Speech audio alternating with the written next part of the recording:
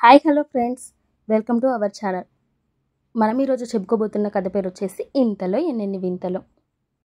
ఇప్పుడు పార్ట్ 7 చూసేద్దాం. వాళ్ళు మమ్మల్ని మీ ఆలుమొగలు పిల్లా పాపలతో నిండు నూరేళ్ళు చల్లగా ఉండాలి అని దీవించారు. అబ్బా రాక్షసి, నువ్వు కూడా చాలా డెవలప్ అయ్యావే, నీకే మొన్న తెలిసింది కానీ నీకు అది కూడా తెలీదా అని నన్ను అంటున్నావు. ఏం చేద్దామే, సాహస దోషం. 6 నెలలు ఫ్రెండ్షిప్ చేస్తేనే వారు వీరవుతారు అంటారు.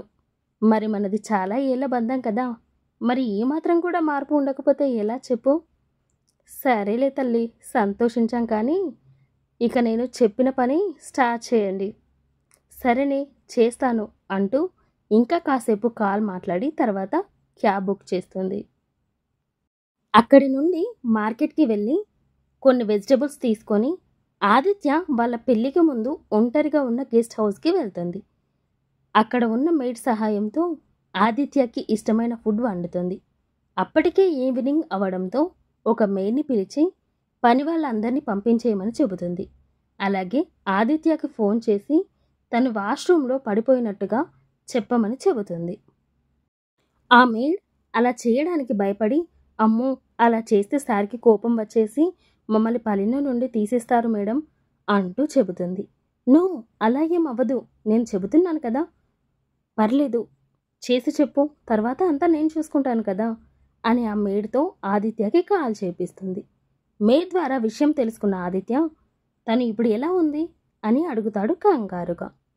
మొబైల్ స్పీకర్లోనే ఉండడంతో అటువైపు నుండి అంతా వింటున్న చాందిని చిన్నగా అమ్మా నొప్పి అంటూ అరుస్తుంది. అది వినగానే జస్ట్ హాఫ్ అన్ అవర్, నేను వచ్చేస్తున్నాను, అప్పటి వరకు తనని జాగ్రత్తగా చూసుకో అని ఆ మేడ్కి చెప్పి ఫాస్ట్గా వెళ్ళి కార్ తీస్తాడు. ఆ తర్వాత ఆ మేడ్కి ఏం చేయాలో చెప్పి తను వెళ్ళి బెడ్ పైన పడుకుంటుంది చాందిని. చాందిని పడిపోయింది అనగానే కంగారులో ఫాస్ట్గా డ్రైవ్ చేసుకుంటూ ఓ 20 మినిట్స్లోనే అక్కడికి వచ్చేస్తాడు ఆదిత్య. ఆదిత్య వెళ్ళేసరికి మేడ్ హాల్లోనే నిలబడి ఉంటుంది. తనని చూసి చాందినికి ఎలా ఉంది ఇప్పుడు అని అడుగుతాడు. కొంచెం భయపడుతూనే మేడం బెడ్రూమ్లో ఉన్నారు సార్ అని చెబుతుంది ఆమె. వెంటనే ఆదిత్య బెడ్రూమ్ వైపుకి పరిగెడతాడు. అతను అటు వెళ్ళగానే చాందిని చెప్పినట్లుగా తను బయటకు వెళ్ళి బయట నుండి లాక్ పెట్టేస్తుంది. కంగారులో ఉన్న ఆదిత్య అది ఏమీ పట్టించుకోకుండా డైరెక్ట్గా బెడ్రూమ్లోకి వెళ్ళి చూస్తాడు. అతను వెళ్ళేసరికి చాందిని బెడ్ పైన పడుకొని తల మాత్రమే కనిపించేలా దుప్పటి కప్పుకొని కనిపించింది.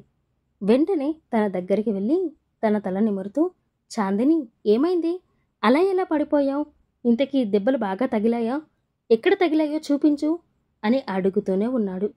చాందిని మెల్లగా నడుము దగ్గర అని చెబుతుంది. వెంటనే దుప్పటి పక్కకు లాగేశాడు ఆదిత్య. చాందిని ఆదిత్య షర్ట్ మాత్రమే వేసుకొని ఉంది. ఆదిత్య షర్ట్ చాందినికి మోకాల పై వరకు మాత్రమే వచ్చింది. తన్ని అలా చూశాక ఒక్క క్షణం అలానే చూస్తూ ఉండిపోయాడు ఆదిత్య. వెంటనే తన గాయం గుర్తుకు వచ్చి ఎక్కడా చూపించు అని అంటాడు. తను నడుము దగ్గర చేపెట్టి ఇక్కడ అంటూ చెప్తుంది. సరే హాస్పిటల్కి వెళ్దాం పదా అని అంటాడు ఆదిత్య. దానికి చాందిని కంగారుగా, వద్దు ఆదిత్య, మరీ హాస్పిటల్కి వెళ్ళేంత పెద్ద గాయం ఏమీ కాదు, మూవ్ రాస్తే సరిపోతుంది అని చెబుతుంది. తను ఉన్న పొజిషన్ చూసి ఆదిత్య కూడా ఇక మళ్ళీ అడగడు. వెంటనే వెళ్ళి మూవ్ తీసుకువచ్చి తన నడుము దగ్గర చిన్నగా మసాజ్ చేస్తాడు.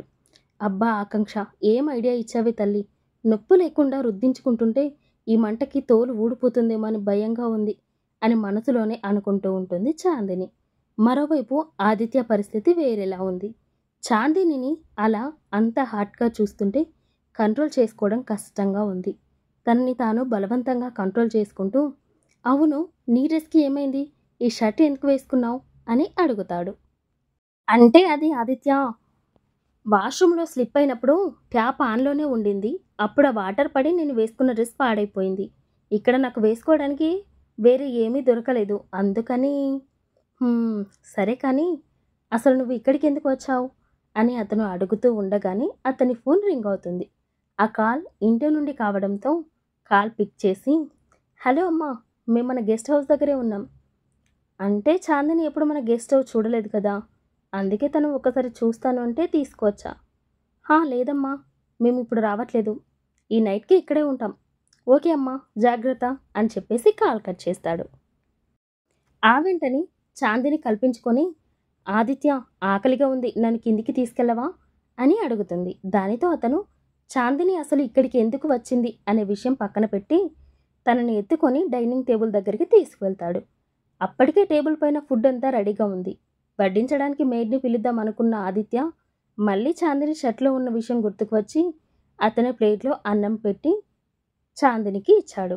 కానీ చాందిని ఆ ప్లేట్ తీసుకోకుండా ఆ అంటూ నోరు తెరిచింది. తన ప్రవర్తనకి నవ్వుకుంటూ అన్నం కలిపి చాందిని నోటికి అందించాడు ఆదిత్య. తర్వాత ఏం జరుగుతుంది? చాందిని అలా చూసిన ఆదిత్య తనని తాను నిగ్రహించుకోగలుగుతాడా? నెక్స్ట్ పార్ట్లో చూద్దాం. ఈ కథ మీకు నచ్చినట్లయితే లైక్ చేసి నా ఛానల్ని సబ్స్క్రైబ్ చేయండి. Thank you for listening all. Bye bye.